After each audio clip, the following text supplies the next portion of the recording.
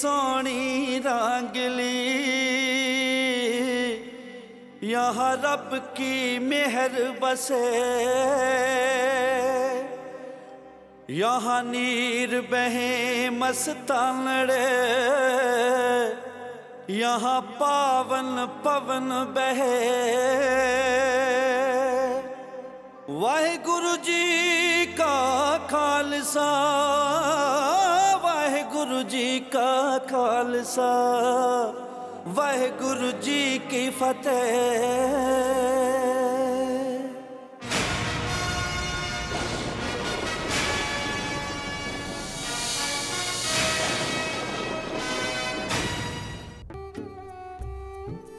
आदाब। क्या बात है रामदयाल जी, खैरियत? बुरी खबर है फकीर साहब, अजीज खान और महमूद के फौजों ने फिर से अफगानिस्तान पे कब्जा कर लिया है। अभी तक शाह सुजा की कोई खबर नहीं है। या खुदा, और कितने इम्तिहान लेगा? जहदाद खान और शुजाउल मुल्क के दरमियान जो एतमाद है और वो जिस बुनियाद पर खड़ा है उसे खत्म करना होगा। हाँ, अगर वजीर फतेह अली खान मेरी बात से सहमत हो तो। कितना अच्छा हो अगर ऐसा अजीम और शान मर्द दुश्मन के खेमे के बजाय हमारी सफों में खड़ा हो। जहादात भाई, बदतर से बदतर हालात भी उसे तोड़ नहीं सकते। जब तक हम उसे लाचार नहीं कर देते, मजबूर नहीं कर देते, वो अपनी शिकस्त कबूल नहीं करेगा। तो हकीकत ये है, उस मौलवी की बातों में कुछ न कुछ तो है। कुछ करना होगा जल्द। आखिर क्या वजह है फतेह अली? क्यों नहीं हम शुजा को पकड़कर भाई जमा की तरह उसकी भी आंखें निकाल नहीं लेते? फिर हम बेखटके अफगानिस्तान पर हुकूमत करेंगे। धोखा, इतना बड़ा फरेब, धोखा। फौरन गिरफ्तार कर लो इसे और कैद खाने की तारीकियों में इस तरह गुम कर दो कि ख्वाबों की दुनिया से महरूम हो जाए। ले जाओ इसे। धोखा। इनसे पूछिए, मौलवी साहब से पूछिए कि शुजा को कश्मीर भेजने की सलाह किसने दी थी? इन्होंने। आप क्या सोचते हैं वजीर फतेह अली खान, ये सब हमने नासमझी में किया? ये काफिर रंजीत सिंह और उसकी हुकूमत हमारी ही नहीं, दीन इस्लाम की राह की रुकावट बनी हुई है। उसके खिलाफ जिहाद का ऐलान हर मुसलमान का फर्ज। खुदा का शुक्र कि उसने हमें ये हसीन मौका इत्तेफाकन ही दे दिया। अब ये जंग सिर्फ सियासत की ही नहीं, ईमान की जंग है, जिसमें हर मुसलमान हमारे साथ होगा, जिहाद के परचम के नीचे। आप क्या समझते हैं कि अता मोहम्मद और जहादात खान इतने अहमक हैं कि वो खुद अपनी मौत के फरमान पर दस्तखत करेंगे? रंजीत को हराने में हमारी मदद करेंगे ताकि हम खुशी खुशी कश्मीर पहुंचकर उनकी गर्दन पे सवार हो जाएं और उनकी खुद मुख्तारी को खत्म कर दें। वो लोग इतने जाहिल नहीं हैं, ऐसा हरगिज़ नहीं कर सकते। खुदा के नाम पर उसके नेक बंदे, खुदा के नाम पर आप ये खेल पहले कसूर में भी खेल चुके हैं और मुझे इसका इल्म है। मैं उसके अंजाम से भी वाकिफ हूं। बेहतरी इसी में है मौलवी साहब कि आप यहां से बाइज्जत तशरीफ ले जाएं, वरना मुझे सबके सामने यह नशर करना होगा कि यह जिहाद के नाम पर चिल्लाने वाले शख्स की हकीकत क्या है। जाता हूं वजीर साहब, लेकिन इतना समझ लो, खुदा ने जिन्हें आंखों के होते हुए भी बिनाई से महरूम रखा हो, वो उस नूर की हकीकत कभी नहीं समझ सकते। मौला,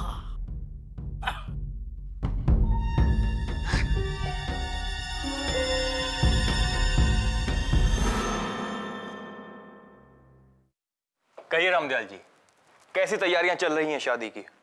अब तक तो सबको न्योता पहुंच चुका होगा। जी सरकार, कलकत्ता से लाट साहब का जवाब भी आ गया है। अच्छा, क्या लिखा है उन्होंने?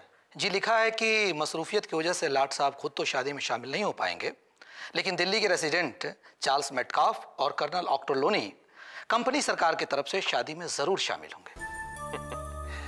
यह तो हमें मालूम ही था। मैं सोचता हूं कि कुंवर खड़क सिंह की शादी के बाद हमें कश्मीर की मुहिम छेड़ देनी चाहिए। सत श्री अकाल सिंह साहब। सत श्री अकाल। आइए तशरीफ रखिए। बस हम अभी कश्मीर के बाबत ही बात कर रहे थे। सिलसिला कुछ ज्यादा ही उलझा हुआ है सिंह साहब। अब कश्मीर में शाह शुजा को कैद कर लिया गया है और अब अफगानिस्तान से शाह महमूद का एलची गोदरमल आया है आपसे मिलने के लिए। शाह महमूद का एलची? महमूद तो बस एक नाम है, पैगाम का मजमून तो उसी फतेह अली का होगा। गोदरमल का इंतखाब भी उसी ने किया होगा। ठीक है, लेकिन हम उससे दरबार आम में मिलेंगे। उसे वहां हाजिर होने के लिए कहिए। इस वक्त उन्हें हमारी जरूरत है।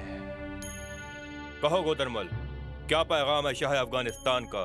बाआवाज़ बुलंद पढ़ो। सरकार, पैगाम तो मैं पहले ही अजीजुद्दीन साहिब के सुपुर्द कर चुका हूँ। कुछ खास अहम बात तो नहीं है सरकार, फिर भी मैं पढ़ देता हूँ।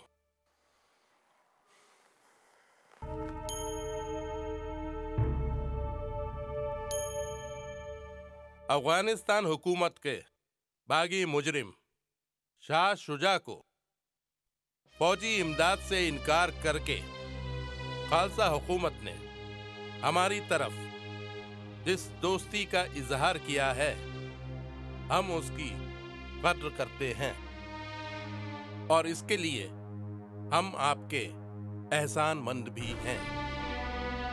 अफगानिस्तान के हाकिम शाह महमूद की ये दिली ख्वाहिश भी है कि हम आलम दोस्ती और यकजहनी के इस जज्बे को मजबूत करें और नई बुलंदियों पर ले जाएं।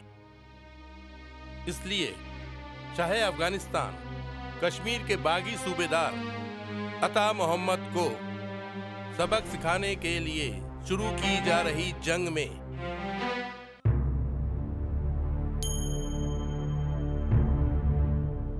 आपको शामिल होने की दावत देते हैं। बहुत खूब। ये पैगाम नहीं, ये तो दावतनामा लगता है।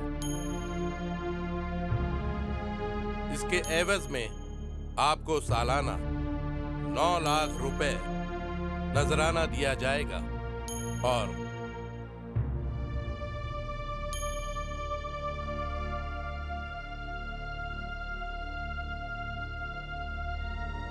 साथ ही में कश्मीर की लूट में हिस्सेदारी भी।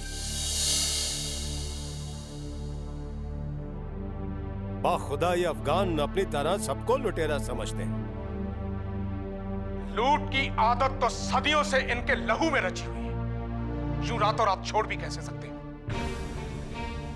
गोदरमल, जाके अपने शहंशाह से कहो कि हम उनकी दोस्ती के इजहार के शुक्रगुजार हैं और पूरे दिल से इस जज्बे को पुख्ता करने के ख्वाहिशमंद भी। लेकिन हम अभी अपने बेटे कुंवर खड़क सिंह की शादी में मसरूफ हैं और वादा करते हैं कि इस काम से फारिग होकर हम फौरन उनकी बात पर गौर करेंगे।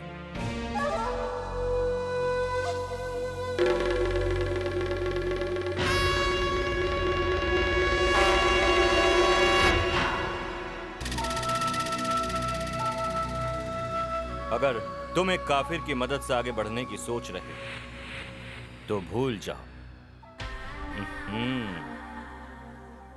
फतेह अली जैसे लोग सिर्फ ख्वाब दिखाना जानते हैं, रंगीन ख्वाब जो दिखने में तो बहुत हसीन लगते हैं, लेकिन कब तक? जब तक आप अपनी आंखों को खोलने की जहमत नहीं करते। और बंद आंखों को चिराग तो क्या, खुद आफताब भी रोशन नहीं कर सकता। खुदा के लिए अपनी आंखों को खोलिए और हकीकत से आशनाई करिए शहंशाह। क्या करें मौलाना, आपकी बातों से जुम्बिश तो होती है यहां, पर वो हमारे जहन में उतरती ही नहीं। लाख कोशिश करने के बावजूद फिसल जाती है हाथों से। जानता हूं तुम एक नेक रूह इंसान हो, सच्चे मुसलमान। तुम्हें जरूरत है तो बस एक रहबर की, जो तुम्हें दीन की राह पर ले जा सके। मौला, पर तुम्हारे इर्द गिर्द जो लोग घूमते हैं वो इस बात को समझे मौलाना, फतेह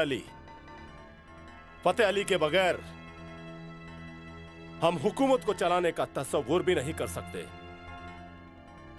वो शख्स हमारी ताकत है और हमारी मजबूरी भी। इसी मजबूरी का तो फायदा उठाते हैं वो लोग। तुम सिर्फ एक नामचीन बादशाह हो, महज एक पर्दा है जो आपने किसी की नहीं, बस अपनी आंखों पे डाल रखा है। बाकी सब लोग तो जानते हैं कि ताकत किसके हाथ में है। ऐसे में उन लोगों की वफादारी भी उसी के साथ होती है जो असल में तख्त का मरकज है। शहंशाह, कुछ तो बोलिए।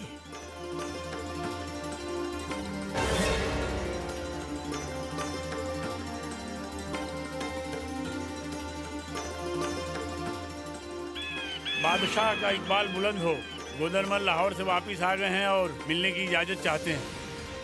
भेजो।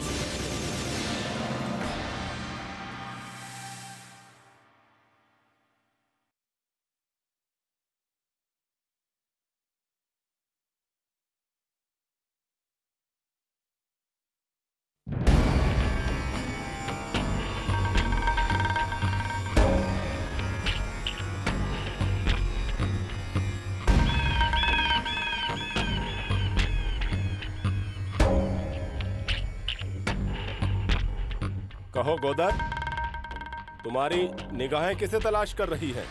गुस्ताखी माफ जाफना, मैं तो वजीर फतेह अली साहिब को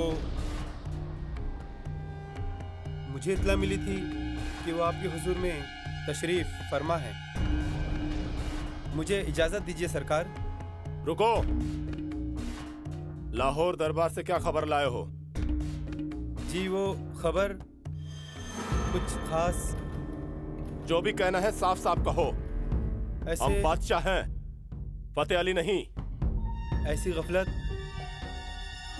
और गुस्ताखी मैं कैसे कर सकता हूं जहांपना? लेकिन मैंने कहा कहो।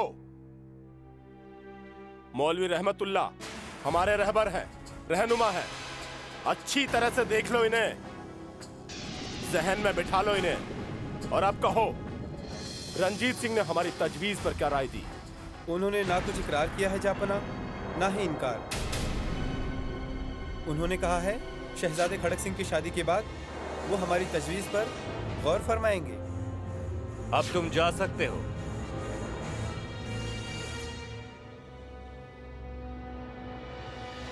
जानता था, मैं तो पहले ही जानता था कि ये पूरी कोशिश बेमानी है, वक्त की बर्बादी। पानी में कितनी भी मधानी घुमाओ, उसे मक्खन नहीं निकाल सकते। पर हमारे ये दानिशमंद वजीर फतेह अली खान, खुदाए पाक उन पर करम फरमाए।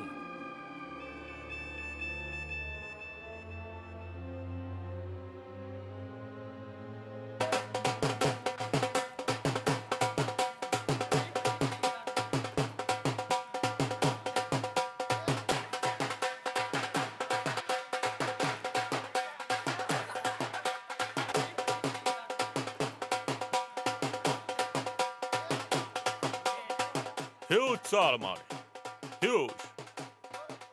ऐसा लगता है कि जैसे सारा का सारा पंजाब यहीं इकट्ठा हो रहा है इस शादी में। ये कोई ऐसा वैसा ओकेशन नहीं है कर्नल।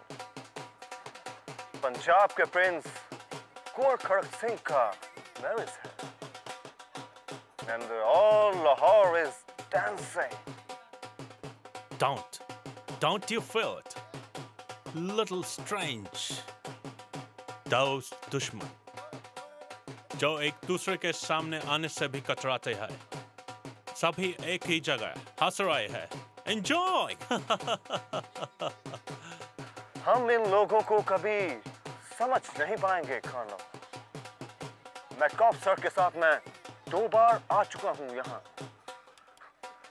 अब तो मैंने हैरान होना भी छोड़ दिया है।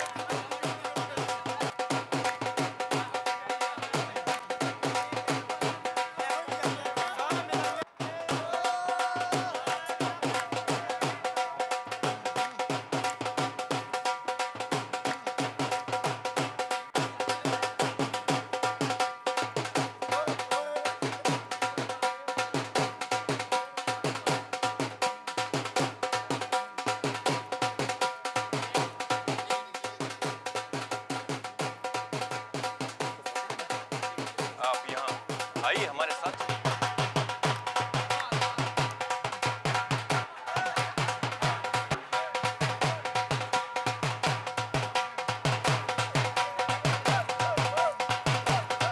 शुक्र है तेरा वाहिगुरु जो खुशियों भरा दिन दिखाया।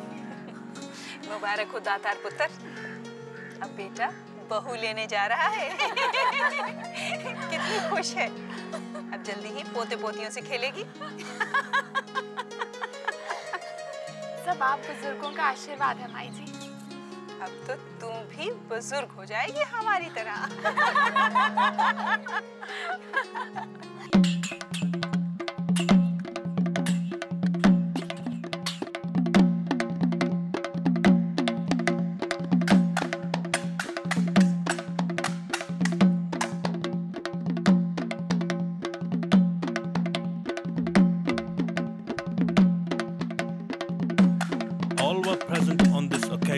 सब लोगों में एक कंपटीशन रंजीत सिंह के करीब होने का, उसे अपनी फ्रेंडशिप का यकीन दिलाने का। I know you're understanding what I'm trying to indicate.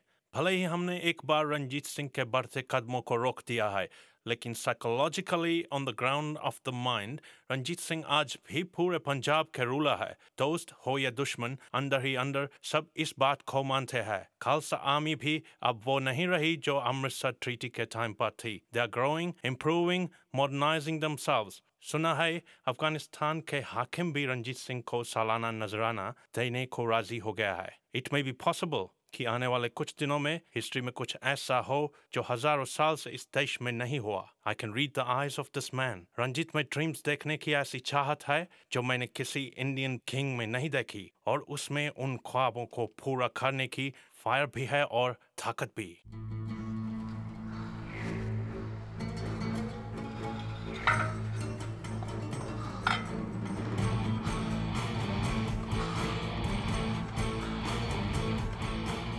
या मेरे परवरदिगार,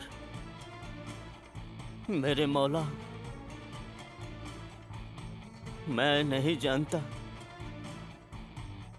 कि जाने अनजाने में हुए किन गुनाहों की सजा दे रहा है मुझे।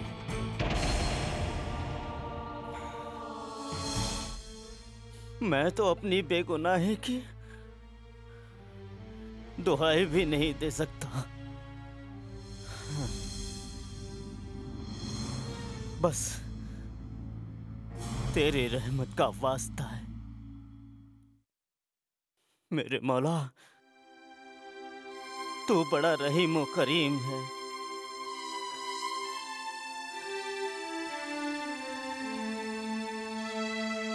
इन तारीकियों में तो शबो रोज का भी फर्क दिखाई नहीं पड़ता। कब तक और कब तक मुझे इस इम्तिहान से गुजरना होगा?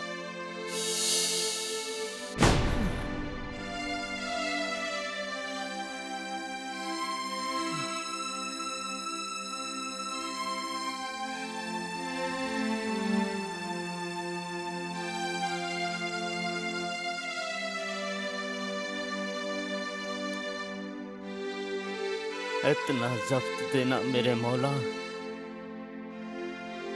कि जुबां पर तेरा नाम रहे और लबों पे कोई शिकवा ना हो।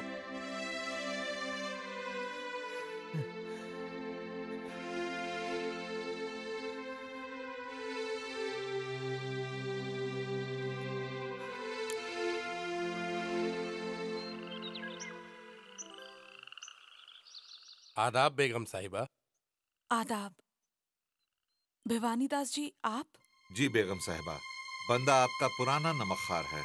जैसे ही शुजाउल मुल्क की हिरासत की बात सुनी मुझसे रहा नहीं गया। बस मिजाज पुरसी के लिए चला आया, मगर समझ में नहीं आता मैं आपकी खिदमत कैसे कर सकता हूँ। सिर्फ दुआओं के अलावा मेरे पास कुछ भी नहीं। आपने अपने नमक का हक अदा किया है। खुदा रहमत की नजर आप पे बनाए रखे। मैं जानती हूँ आप सब हमारे खैर ख्वाह हैं, फिर भी इस दिल को करार नहीं आता। रात रात भर जागती हूँ, आंखें बंद करने से भी डर सा लगता है अपने ही ख्वाबों से। हर लम्हा जो आता है पहाड़ बन के छाती पर बैठ जाता है, कटने में नहीं आता। पता नहीं मेरे शौहर का क्या होगा। मुझे तो अब भी यकीन नहीं होता है बेगम साहिबा कि अता मोहम्मद ऐसी अहमकाना हरकत करेंगे। उनकी दुश्मनी तो वजीर फतेह अली से है, तो फिर क्यों वो शाह शुजा को कैद करेंगे? जरूर आपको कोई गलत खबर मिली है। खबर तो कुछ भी नहीं है अजीजुद्दीन साहब। मेरा दिल गवाही देता है कि वो किसी मुसीबत में है। जब से कश्मीर गए हैं अपनी सलामती का खत तक नहीं लिखा। इत्मीनान रखिए, आखिर शाह शुजा अपने लोगों में ही है। अपनों के दिए हुए जख्म, उनकी टीस, उनका दर्द हमसे बेहतर कौन जान सकता है। मैं कैसे भूल सकती हूँ कि जमा भाई की आंखें निकालने वाला और कोई नहीं, उनका ही अपना खून, अपना ही भाई था। आज भी सोचती हूँ तो मेरी रूह सर्द हो जाती है। अब तो बस आपका ही सहारा है। खुदा के बाद आप लोग ही हमारे अपने हैं। आप बेफिक्र रहिए बेगम साहिबा, मैं सिंह साहब से आज ही बात करूंगा। शाह शुजाउल मुल्क कहाँ, किस हालत में है, उनकी खबर तो हम निकाल ही लेंगे।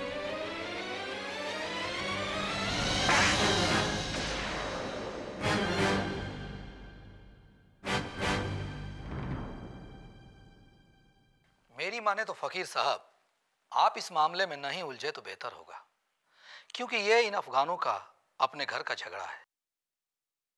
वो खुद ही निपटेंगे तो बेहतर होगा। जंगल की जो आग बहुत दूर दिखाई पड़ती है, सुनहरी लाल रंग की लपटें जो इतनी दिल फरेब लगती हैं,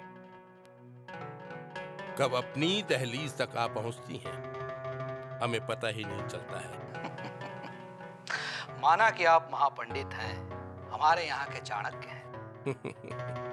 अच्छी दिल लगी कर लेते हैं आप भी। अरे नहीं, आप हैं आप, हम मानते हैं।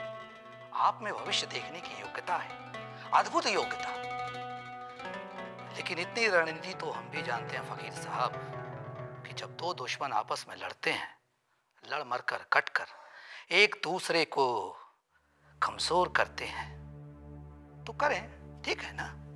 फायदा तो हमारा ही होगा ना। फिर हम उनके बीच में कूद कर क्यों अपने हाथ चलाएं। इतना कठोर आपको इससे पहले कभी नहीं देखा। ठीक है, शुजा भला मानुष है, लेकिन ऐसे बहुत सारे लोग हैं। अब नीति शास्त्र के गणित में कौन कहाँ मरता है जीता है अब सबका हिसाब तो नहीं रख सकते ना। तो आपको ये किसने बताया कि मैं जो कर रहा हूँ वो शुजा की खातिर कर रहा हूँ? तो वफा बेगम के लिए कर रहे होंगे, नहीं तो फिर किस लिए? ये जो आप कश्मीर में गुप्तचर भेजने की योजना बना रहे हैं, ये कोई सैर सपाटे के लिए तो नहीं है ना? यकीनन मिस्टर रामदयाल, कश्मीर में हम जो खबरी भेज रहे हैं वो एक संजीदा मकसद के तहत ही वहां जाएगा, और वो मकसद शुजा के बारे में वहां जानकारी मालूम करना है, ऐसा सिर्फ हम जाहिर करेंगे। असल मकसद तो अता मोहम्मद की फौजी ताकत के बारे में सही सही जानकारी हासिल करना है। मान गए फकीर साहब, बहुत आगे की सोचते हैं आप। हम तो उसी जानिब सोचते हैं रामदयाल जी, जिस तरफ सिंह साहब का इशारा होता है। अब आज नहीं तो कल जब खालसा फौजों को कश्मीर का रुख करना ही है, तो हमें इतना तो पता होना ही चाहिए कि दुश्मन आखिर कितने पानी में है। ये सब सिंह साहब के इशारे पर ही हो रहा था।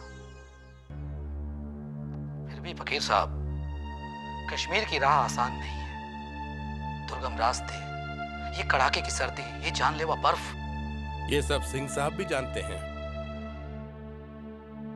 आप ही बताइए रामदयाल जी कि अफगान अगर इतनी दूर से आकर कश्मीर फतेह कर सकते हैं, वहां पर हुकूमत चला सकते हैं, तो हम लोग क्यों नहीं? आप बस देखते ही जाइए, आज नहीं तो कल कश्मीर अफगानों के चंगुल से आजाद होकर ही रहेगा।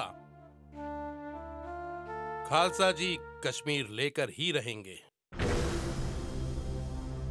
और रही मुश्किलात की बात, तो दुश्वारियां खालसा फौज का रास्ता कभी रोक नहीं पाएंगी। दीवान साहब, यह काम बहुत ही दुश्वार और उससे भी ज्यादा पेचीदा है। इसलिए हमें एक ऐसे आदमी की तलाश है जो सिर्फ बहादुर ही ना हो, दयानतदार भी हो, मुआमले की अहमियत को समझने की सलाहियत भी रखता हो, और सबसे बड़ी बात, अगर जरूरत पड़े तो अपनी जिम्मेदारी को पूरा करते हुए कुर्बान हो जाने का मादा भी रखता हो। ऐसा एक शख्स हमारी नजर में है फकीर साहब। कौन है? मैं जानता हूं उसे। बस अपना ही दूसरा रूप समझे। हमसाया पंजाबी मुसलमान है, बहुत ही भरोसे का आदमी है। जितनी भी खूबियां आपने कही हैं वो सब उसमें है। कोटली लोहारा का लोहार है मनोवर खान। सिंह साहब से हम उसे मिलवा चुके हैं। आप कहें तो देर किस बात की है? जितनी जल्दी हो सके मुझसे मिलवाइए, मैं तो बेताब हो रहा हूं। इसीलिए तो हम उसे अपने साथ लेकर आए, बाहर इंतजार कर रहा है। मैं अभी उसे लेकर आता हूं।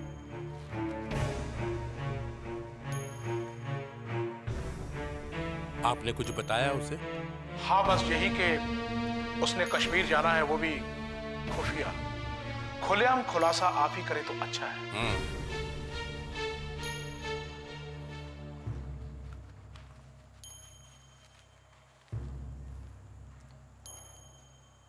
आओ नौजवान, क्या नाम है तुम्हारा? काम क्या करते हो? नाम है जी मुनव्वर अली पंजाबी। काम पहले बंदूकें बनाता था अब्बू के साथ कोटली लोहारा में, अब सिर्फ चलाता हूँ। मेरा मतलब है खालसा फौज में सिपाही हूँ। बहुत खूब, तुम्हारा अंदाज मुझे बहुत पसंद आया। काफी तारीफ की है इन लोगों ने तुम्हारी। ये तो रिवायत है सरकार। कुम्हार अपने घड़े की और सेनापति अपने सिपाही की तारीफ ही तो करेंगे ना। हाजिर जवाबी तो अच्छी है, बातों में मार खाने वाले नहीं। सिपाही भी अव्वल दर्जे का है जनाब। जरूरत पड़ी तो 10-20 पर भारी पड़ सकता है। जबान पर लगाम और जब्त कर जाने का हुनर जानते हो? एक खबरी के लिए इससे बढ़कर और कुछ नहीं। लोहार का बेटा हूं सरकार। बचपन से चोटें खाकर बड़ा हुआ हूं। कसम ईमान की, जान का ताला टूट जाए मगर जबान नहीं खुलेगी। वैसे काम क्या करना होगा?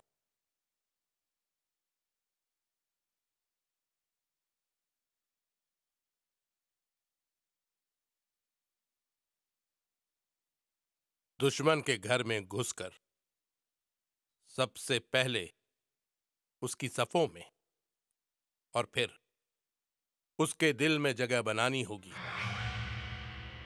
और ये जंग किसी फौजी मुहिम से कम नहीं जो तुम्हें अकेले लड़नी है, अपने बूते पर।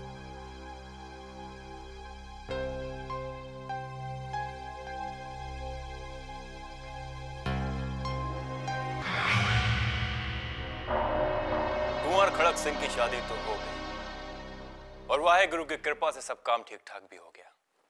अब बताइए शाह जी, कश्मीर की मुहिम कहां तक पहुंची? आपके हुक्म की तामील हो रही है सिंह साहब।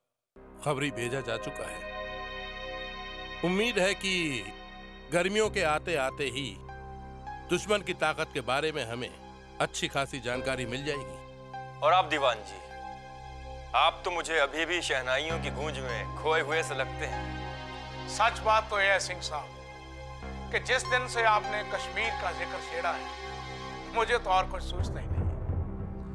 उधर कुंवर साहब के लावा फेरे चल रहे थे और उस समय भी मेरे दिमाग में भीमबार और रजौरी की पहाड़ियां घूम रही थी। तो फिर क्या सोचा है उनको सर करने के बारे में?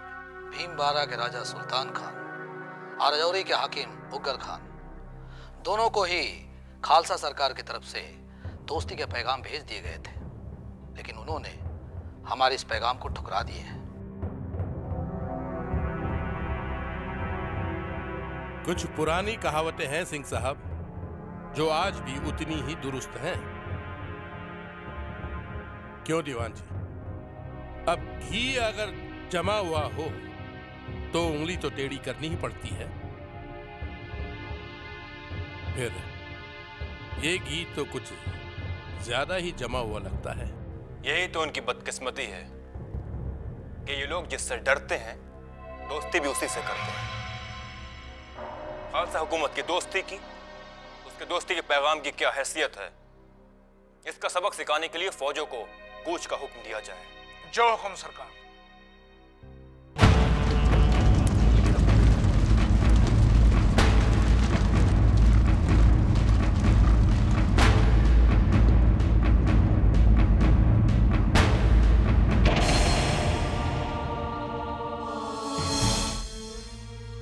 मैं तो कहता हूं तुम लोग बहुत पछताओगे, बहुत पछताओगे।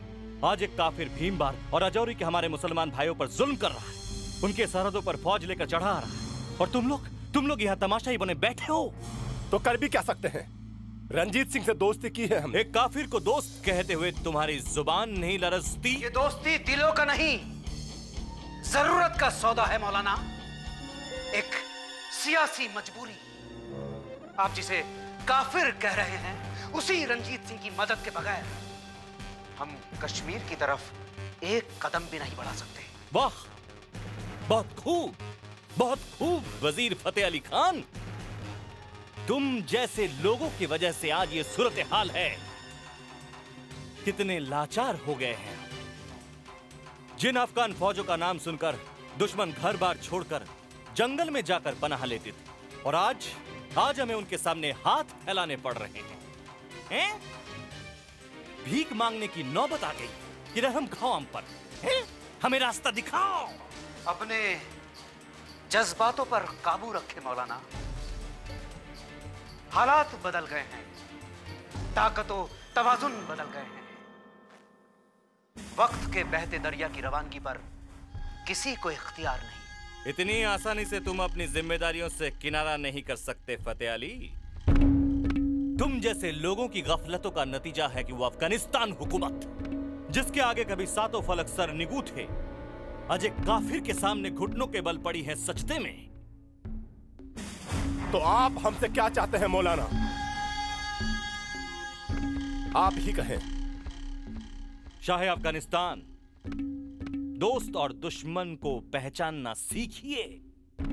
अगर आज भी हम हाथ पे हाथ धरे बैठे रहें तो कश्मीर भी हमारे हाथ से निकल जाए। हकीकत तो यह है कि कश्मीर आज भी हमारे हाथ में नहीं है। वहां का सूबेदार अता मोहम्मद हमारी कतई परवाह नहीं करता। तुम तो कश्मीर एक एलची भेजने वाले थे, उसका क्या हुआ? भेजा था जहां बना। हमने अता मोहम्मद को यह पैगाम भेजा था कि शुजा हमारा गुनहगार है, उसे हमारे हवाले कर दो। लेकिन अता मोहम्मद ने जवाब देने की भी जहमत नहीं समझी। तो देर किस बात की? फौज को हुक्म दो। यही तो पेच है। मैं इतनी देर से मौलाना को यही समझाने की कोशिश कर रहा हूं, लेकिन ये तो एक ही रट लगाए हैं, जिहाद जिहाद। दूसरों को इतना नादान ना समझो वजीरे मोहतरम। मैं आपकी जहनियत को अच्छी तरह से समझता। आप फिर उस काफिर से दरख्वास्त करेंगे और वो फिर आपको बहला देगा, जैसा कि पिछली बार हुआ था। मुनासिब तो यही है कि अल्लाह का नाम लो और टूट पड़ो उन काफिरों पर फौज लेकर। उन्हें याद दिला दो कि गाजियों की शमशीरों में आज भी वही बर्क लहराती है जो सदियों पहले थी। मैं तुम्हें यकीन दिलाता हूं कि दीन इस्लाम के नाम पे कुर्बान होने के लिए सच्चे मोमिनों की बेशुमार सफे तुम्हारे पीछे लामबंद हो जाएंगी। मौला, आप बीते हुए कल में जीते हैं मौलाना साहब, बीते हुए कल में। लेकिन तवारीख का आलीशान मकबरा किसी जिंदा कौम का घर नहीं हो सकता, कभी नहीं। जिस हसीन और बेजान कल ने आपकी रूह, आपके जिस्म और जहन को अपनी गिरफ्त में ले रखा है, वो अब सिर्फ याद बनकर रह गया है। और यादों के वो निशान बेनिशान हो गए हैं। मुज़महिल, हमारा मसला आज का है, हमारी दुश्वारियां आज की हैं, उनका हल भी हमें आज ही में रहकर करना होगा, बीते हुए कल में नहीं। जंग का मैदान हो या जीस्त का, जो सिपह सलार नुक्ते को नजरअंदाज कर दे, बहुत जल्द उसकी जिंदगी अफसानों का हिस्सा बनकर रह जाती है।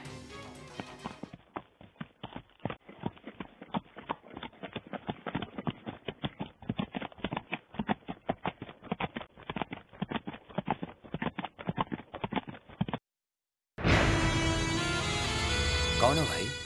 कौन हो तुम लोग? क्या चाहते हो? तुम कौन हो? कहां से आए हो? व्यापारी हूँ भाई, पंजाब से आया हूँ। किस लिए? व्यापार के लिए। ताजिर हो? ताजिर? हाँ हाँ हाँ हाँ, ताजिर, व्यापारी। होशियार मत बन, चल नाम बता। खुदा की रहमत से रहमत अली है जी मेरा नाम। लेकिन आप कौन हैं? मेरे ही बारे में पूछे जा रहे हैं, अपने बारे में कुछ बताते ही नहीं। क्यों?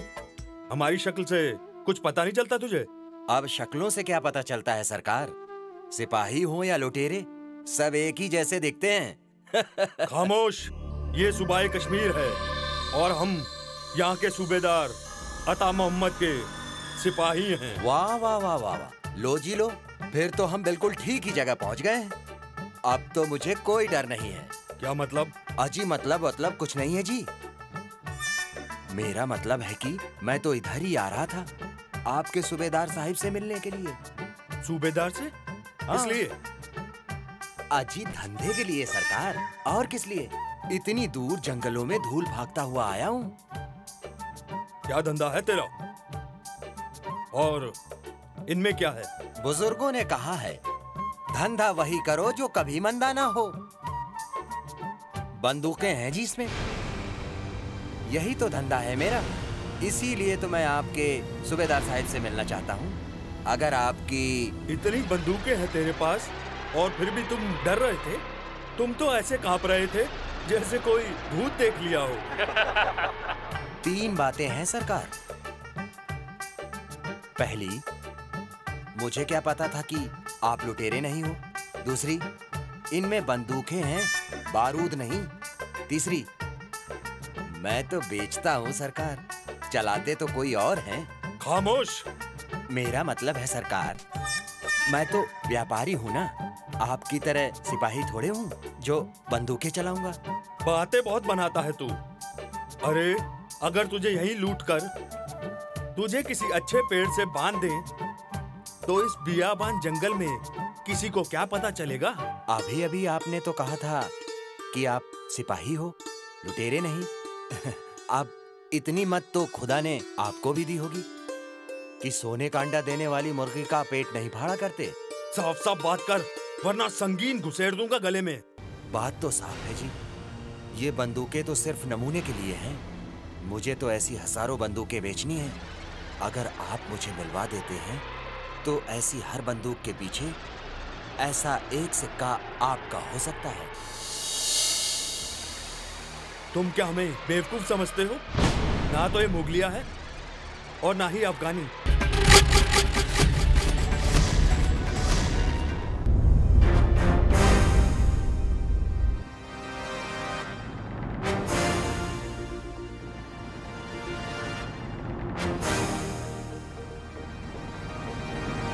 ये वो ही सरजमीन है,